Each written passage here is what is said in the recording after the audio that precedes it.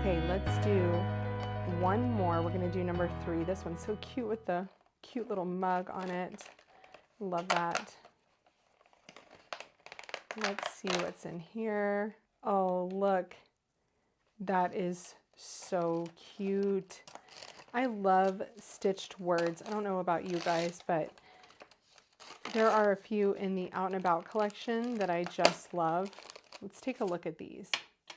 Now this is really cute. So you have the big hoe with an ornament here that it looks like these little flowers get debossed in, and then you stitch that lovely grid there. And then you have the plain hoe. So you can do ho ho and then this big one to make it your statement piece. Because this card says ho ho ho, I am going to go with a red, white, and black, like Santa's uniform color scheme. And I'm going to start out by using the Peppermint Stripe embossing folder to emboss my red cardstock, because that's going to be my background cardstock.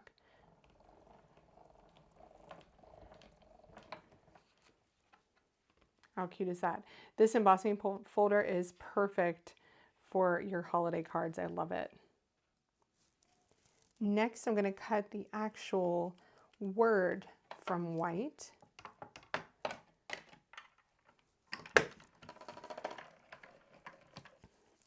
And I'm going to do it again from black.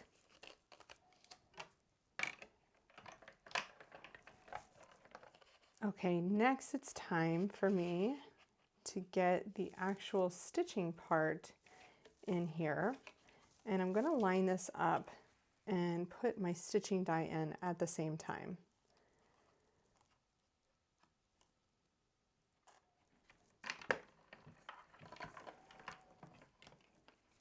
Now I am using 110-pound cardstock for this. If you're using something thinner, you can choose to cut this out 2 times.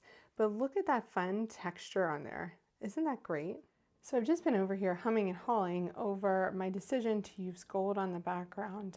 And I think I'm going to go with vellum instead, just because it adds a little bit of softness.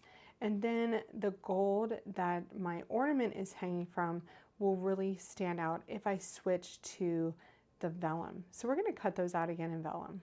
Okay, so I swapped these out for vellum and I really like that decision. What I'm going to grab now is the glitter metallic. So this sparkly and a remnant of what I cut one of these hose out of. I'm going to use this for the ornament topper, so it's not going to waste. And I'll actually just put this in my drawer below me. Anytime I need to cut out something this small, then I'll have a little remnant of that brushed gold. And maybe do about 3 of these sparkles. Before I started hearing everything together, I want to color in my ornament. And I'm using Poppy from Concord and Ninth because it really matches with that Spellbinders cardstock. And I'm going to color this in so that one side is a bit darker than the other, just like how an ornament catches the light. You want to do the same thing with your die cut. Okay, my elements are all cut out and I'm really excited to start stitching. First, I want to show you how I carry around my stitching projects. So I use these bags from scrapbook.com. They are perfectly sized to fit an A2 card front and all of my stitching supplies. So I throw my thread in there that I have on these plastic holders. I throw the work in progress in here, and then I can just grab this when I'm going to school pickup or soccer practice or anything, anywhere on the go. These are great bags to have, so I'll link these in the video details. Okay, I'm going to use red thread. I'm using 3801 from DMC, and this is a color that coordinates with the Concord and Ninth Poppy, so I know that this red is going to match. Okay, and for the H, I'm going to do a basic back stitch which is really simple to do. I used to do a lot of cross stitching and, you know, stitching art when I was younger. It was something that really calmed me, something I really liked to do. So you're essentially going to the next hole along and then coming back through the previous hole. That's why they call it a back stitch, because you're always going forward and then going backwards. So to end my thread, I pull it back under, and then I'm going to create a knot by looping through the thread, and I'm going to pull that nice and tight, and then you can just trim that off. Okay, I'm going to come back through this H here where I've already stitched, and then go back to the hump of the H. And when you start out, you want to make sure that you're catching that excess thread on the back so that you can make sure that that is held in place. And there's my H all finished. And mine has a little bit of a wonky little loop in it, so we're going to fix that. And sometimes that happens when your string gets twisted. And so it's always good to just let it hang if that happens.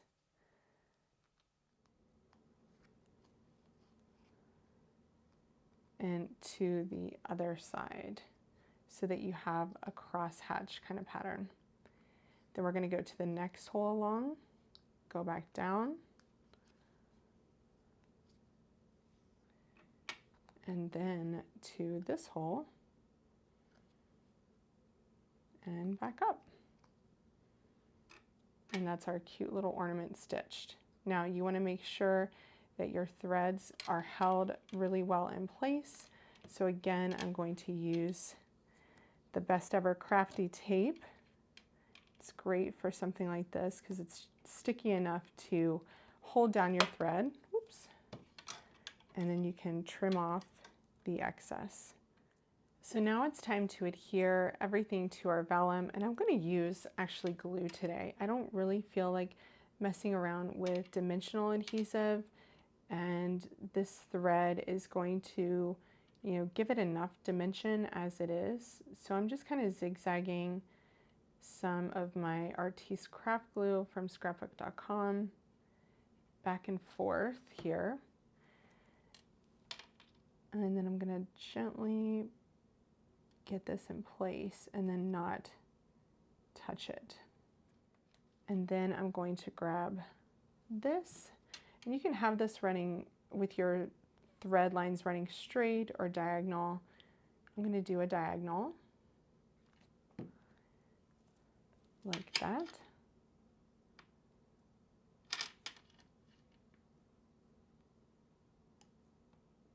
Just like that. And then I'm going to put an acrylic block on it and set it aside. While that is drying, I'm going to take my layers of word die cuts here, and I did 2 layers of the white, 2 layers of the black, and then I'm going to adhere those to the vellum layer just to give them a little bit of extra dimension. There's one little piece that I can't forget, and that's the topper for the ornament, and that pretty gold, that brush gold that we did there. I decided here that I needed something to bring my ho ho ho in a little bit tighter. So I thought that cutting this oval out, and I'm using these Essential Modern ovals here from my emboss panel, would really help it to stand out with that sentiment, and I really like it. But when I put that on an A2 size piece of paper, it kind of loses its effect. So instead, what I'm going to do is cut my card panel out of a folded piece of white cardstock. So I'm going to get 110 pound folded cardstock, and we're going to cut that shape out of our folded panel. Okay, so here's my folded panel, and what I'm going to do is take the largest oval and place it so that the top of that arch is just above the fold in the cardstock. But also, if there's a tiny bit overlapping on the bottom, that means the card's going to be able to stand up straight. So I am totally okay with that.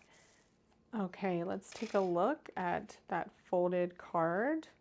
There is a tiny little bit here that has a little straight part so that we can add our sentiment there. And how cute does that look on that shape instead of on just a plain A2 background? I really love that.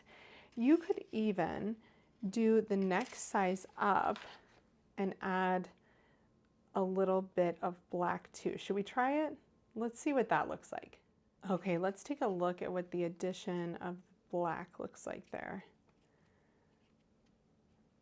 I like it. That is so cute. I think that's a keeper. So we're going to go ahead and get this adhered down. How cute is this? And let me just show you, it does stand really well just by cutting that teeny little bit off of the bottom. It can stand up. And the last thing I'm going to add are the little sparkles. And one more over here. Just at the top there.